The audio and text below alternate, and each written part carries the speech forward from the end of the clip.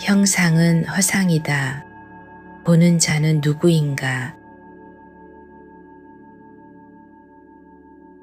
이 말씀은 금강경 전체의 핵심이며 부처님께서 우리에게 가장 먼저 내려놓기를 원하신 것이 바로 형상에 대한 집착이었습니다. 그대는 지금 무엇을 보고 있습니까?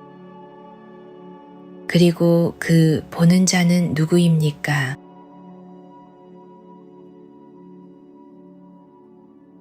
우리는 사람을 보면 외모를 보고 세상을 보면 의미를 붙이며 자신을 보며 나는 이렇다는 이야기를 만들어냅니다.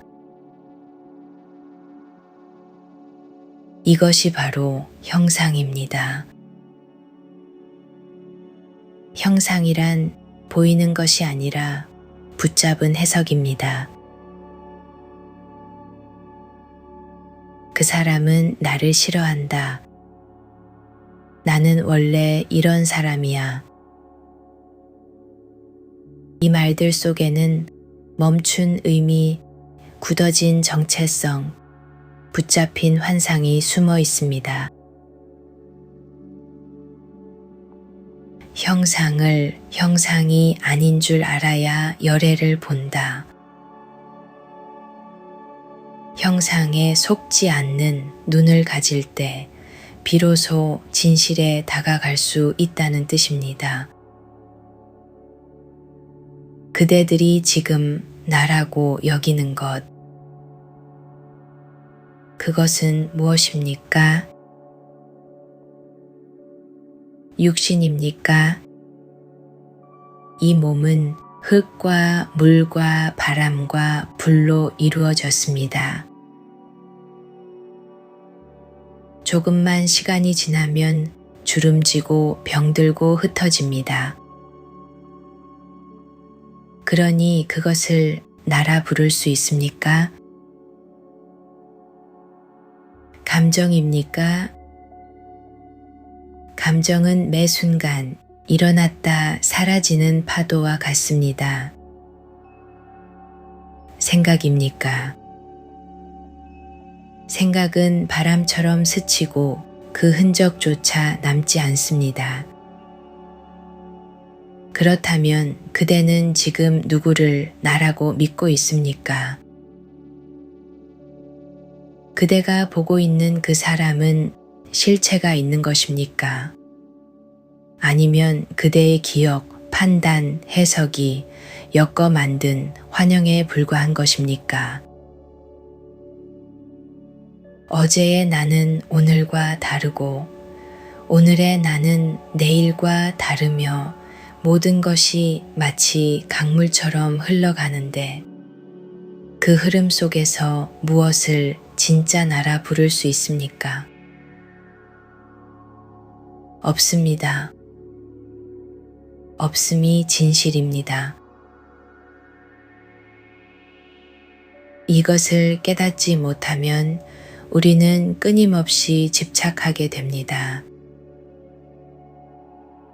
나를 지키기 위해 이기심이 생기고 내 것을 보호하기 위해 탐욕이 생기며 내가 상처받았다는 생각으로 분노와 원망이 피어납니다. 모든 괴로움은 형상이 진짜다라는 착각에서 비롯됩니다. 그러므로 형상은 보지만 그것이 전부가 아님을 보아야 합니다. 의미를 붙이되 그 의미에 머무르지 말아야 합니다. 그것이 부처님께서 우리에게 주신 통찰입니다. 형상은 허상이다 라는 말씀의 진의입니다. 하루 동안 그대가 진짜라 믿었던 것들을 떠올려 보십시오. 머릿속에 떠올린 그 모든 것이 지금 이 순간 바람처럼 스쳐 지나가고 있습니다. 잡지 말고 쥐지 말고 그 흐름을 조용히 바라보십시오. 보라, 그러나 속지 마십시오.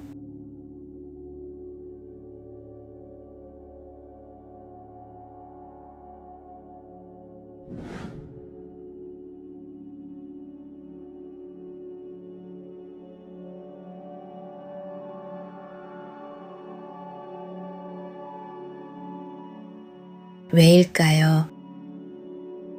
왜 부처님은 나라는 생각조차도 버리라고 하셨을까요? 그대에게 묻겠습니다. 그대는 누구입니까? 우리는 늘 자신을 나는 누구다, 나는 이런 성격을 가졌다, 이렇게 정의하며 살아갑니다. 그런데 그 모든 생각은 언제 생겼습니까? 그리고 지금도 그대로입니까? 그대가 나라고 믿고 있는 그것은 한 번도 고정된 적이 없습니다. 몸은 끊임없이 늙어가고 감정은 하루에도 수십 번 바뀌며 생각은 한순간도 머무르지 않습니다. 그대가 어제 말한 나와 지금 말하는 나는 과연 동일한 존재입니까? 나는 없습니다. 오직 나라는 이야기만 있을 뿐입니다. 그대는 지금까지 나라는 주인공을 위한 이야기를 만들어 왔고 그 이야기의 논리, 감정, 주장을 지켜내기 위해 수많은 집착을 쌓아왔습니다. 그럼 묻겠습니다. 그 주인공은 정말 실제하는가? 아니면 단지 기억과 감정과 집착이 만든 서사의 유령에 불과한가?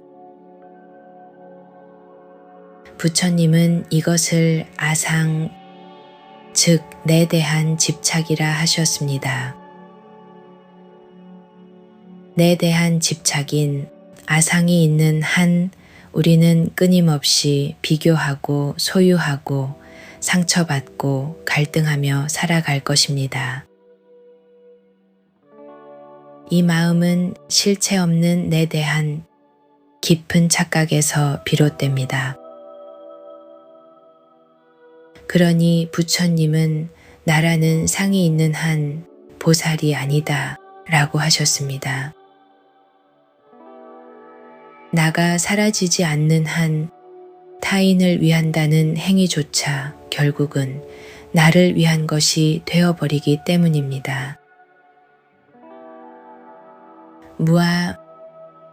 무아는 자기를 부정하는 가르침이 아닙니다.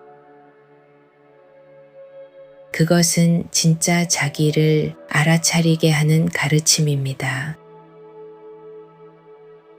나는 육신이 아니다.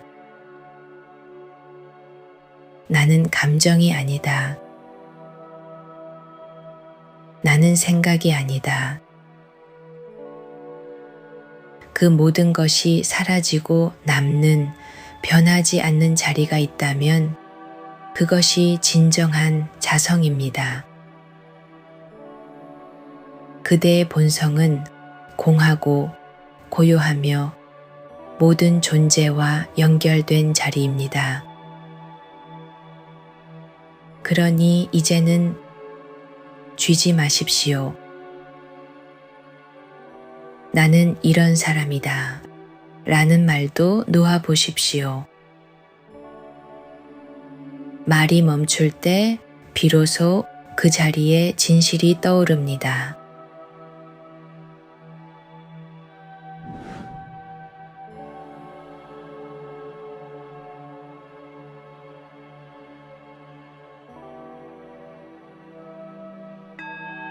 형상에 있지 않다. 진실을 보려면 눈을 감아야 한다. 이 말씀은 외모를 따르지 말라는 의미가 아닙니다. 속뜻은 진리를 보려는 그대의 시선 자체가 어긋나다는 의미입니다. 그대는 언제 진리를 보았습니까? 눈앞에 선한 사람이 있었고 그의 행동이 곧바로 진리처럼 느껴졌습니다. 그러나 시간이 지나 그 사람의 이면을 알게 되었을 때 그 진리는 무너졌습니다. 그대는 상속의 진리를 보려 했기 때문입니다. 눈으로 보이는 것이 전부가 아니며 귀로 들리는 것이 전부가 아니며 마음속에 떠오른 생각이 진실이 아닙니다. 왜냐하면 이 모든 것은 조건 지어진 것이며 모두 만들어진 현상이기 때문입니다. 우리는 끊임없이 형상에 끌립니다. 외모, 말투, 분위기, 이미지, 그 속에 진리가 있을 것처럼 믿습니다. 그 믿음은 곧 집착이 되고 판단이 되고 실망이 되며 결국 고통이 됩니다. 열애란 무엇입니까? 그 어떤 형상에도 머물지 않고 그 어떤 감정에도 붙잡히지 않으며 그 어떤 개념으로도 붙잡을 수 없는 완전한 자유, 완전한 비어 있음입니다. 그러니 그대가 보고 있는 형상의 부처는 진짜 부처가 아닙니다. 진짜 열애는 눈으로 보이지 않습니다. 그렇다면 어디에 있습니까? 부처는 그대의 말 없는 순간 속에 있습니다. 그대가 판단을 멈추고 형상을 내려놓을 때 그제야 비로소 보이지 않던 부처가 느껴집니다. 진리를 보려면 눈을 감아야 합니다. 귀를 막고 생각을 멈추고 의심을 놓고 가장 고요한 자리에 가만히 앉아 있어야 합니다. 진리는 말이 멈추고 모든 상이 사라진 그 자리에서만 비로소 드러나기 때문입니다. 형상 속에 진리가 없고 이름 속에 부처가 없으며 그대가 아는 모든 개념은 부처에 이르지 못합니다. 그러니 놓으십시오. 놓을수록 비워낼수록 열애의 자리는 드러납니다. 이것이 진실이다 라고 믿고 있었던 그 모든 형상을 지워보십시오. 모든 질문을 내려놓는 순간 그대는 더 이상 형상 너머를 보려 하지 않고 그저 고요히 있는 그대로 머무르게 됩니다. 그 자리에 부처가 있습니다. 그 자리에 열애가 숨쉬고 있습니다. 보지 않음으로써 보게 되는 세계, 진실은 거기에 있습니다.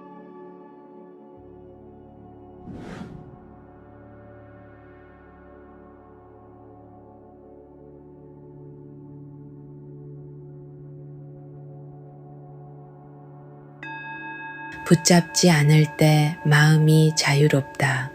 응무소주 이생기심.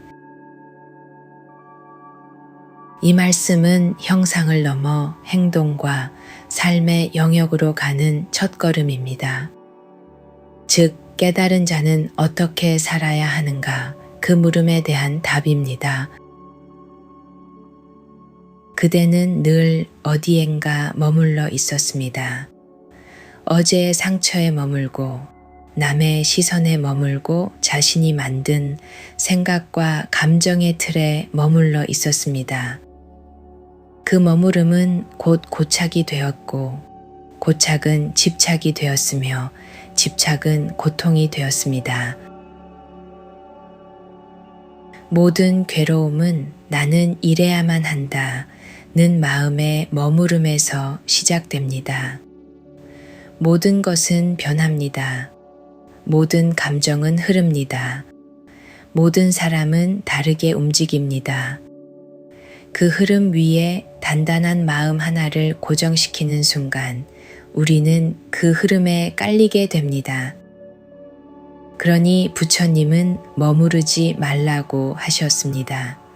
그러면서도 그 마음을 내라고 하셨습니다.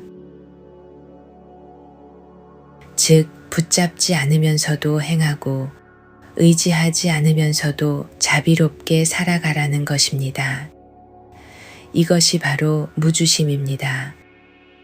어디에도 머물지 않으면서도 가장 깊이 있게 연결되어 살아가는 마음, 어디에도 갇히지 않으면서도 모든 존재와 함께하는 삶입니다.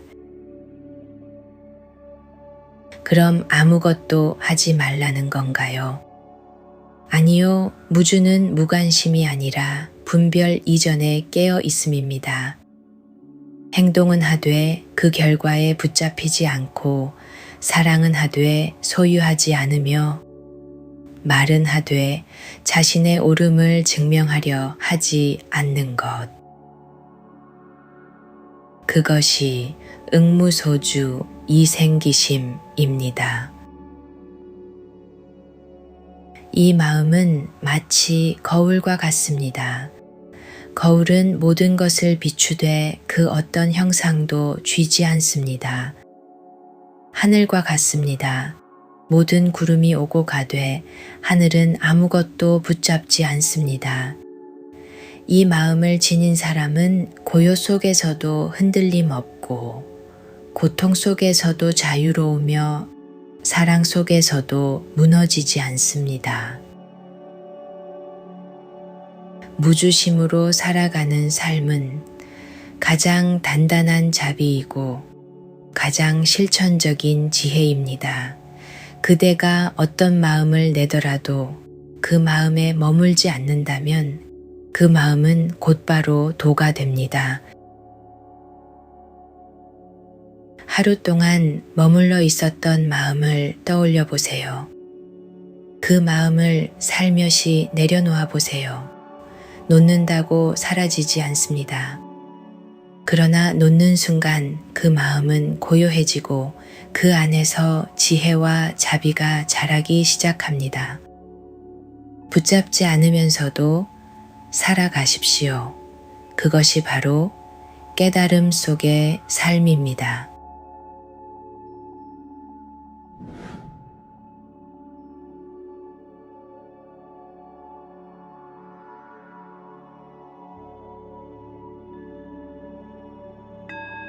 말은 진실을 담을 수 없다. 진리는 언어를 초월한다. 이 말은 단 하나의 진리를 말하고 있습니다. 말은 진리를 말할 수 없다. 이 얼마나 역설적인 말입니까?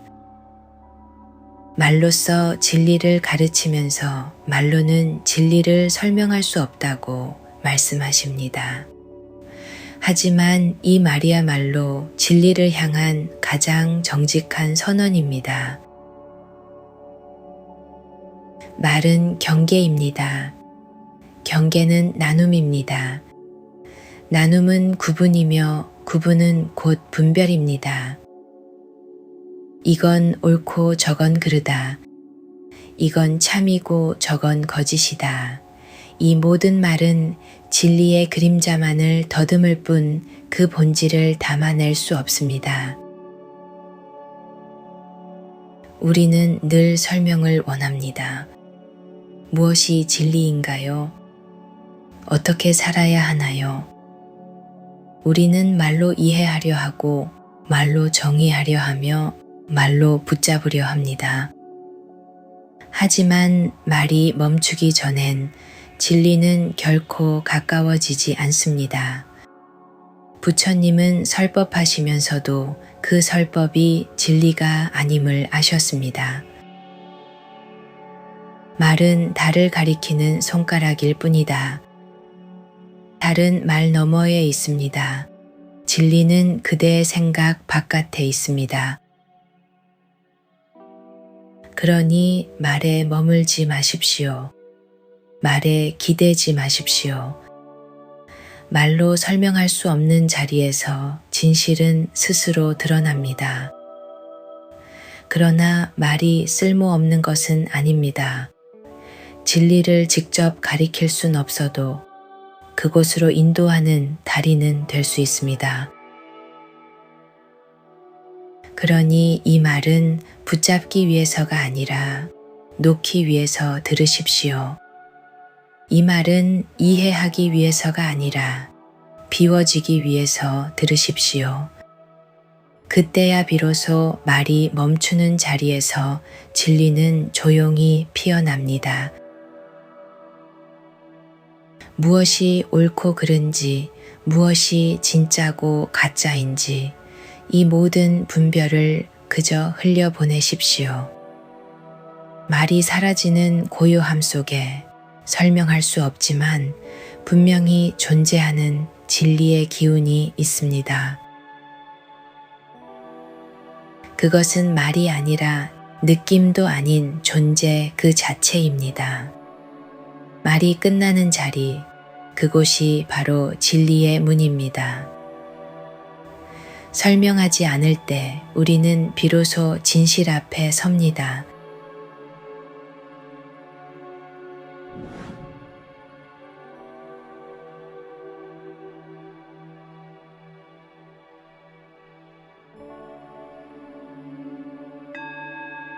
보시란 베풀미요, 자비란 그것이 피어나는 마음의 뿌리입니다.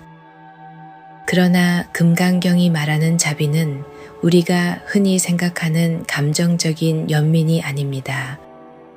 금강경의 자비는 소유하지 않음에서 나옵니다.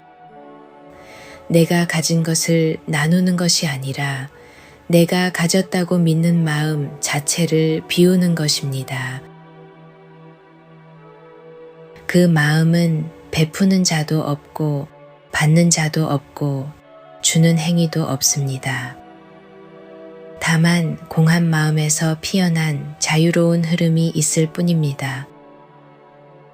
왜 그런 자비가 필요한가요? 우리는 늘 누군가에게 기대고 누군가를 사랑하고 누군가를 도와주려 하면서도 그 안에 늘 작은 나의 그림자를 남깁니다. 내가 너를 도와줬다. 내가 옳았다. 내가 더 희생했다. 그 순간 그 자비는 집착이 되고 조건이 되고 상처가 됩니다. 부처님은 말씀하십니다.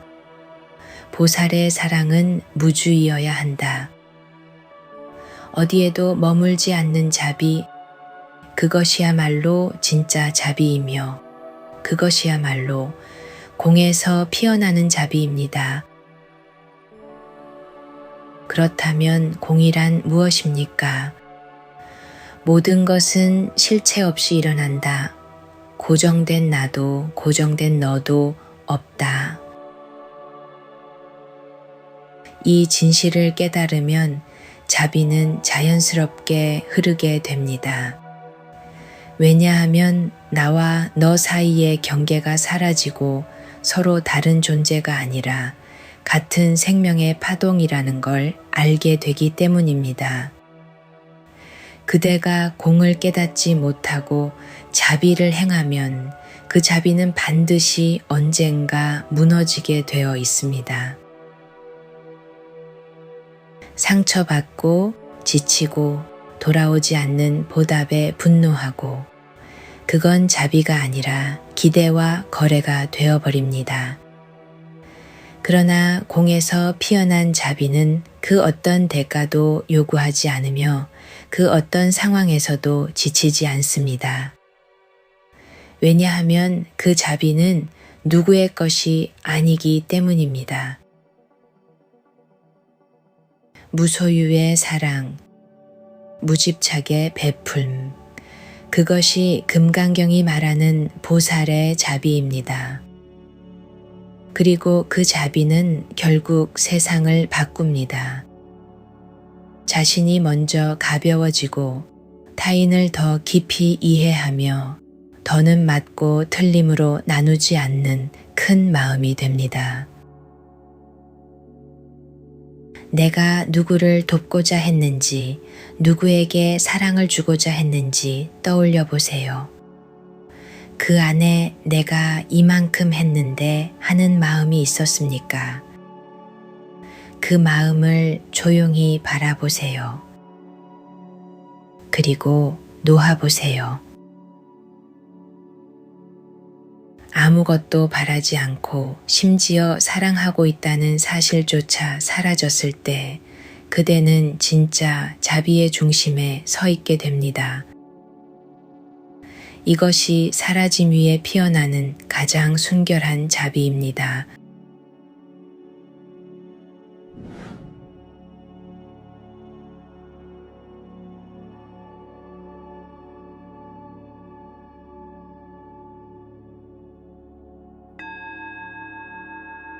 모든 것은 꿈처럼 흘러간다.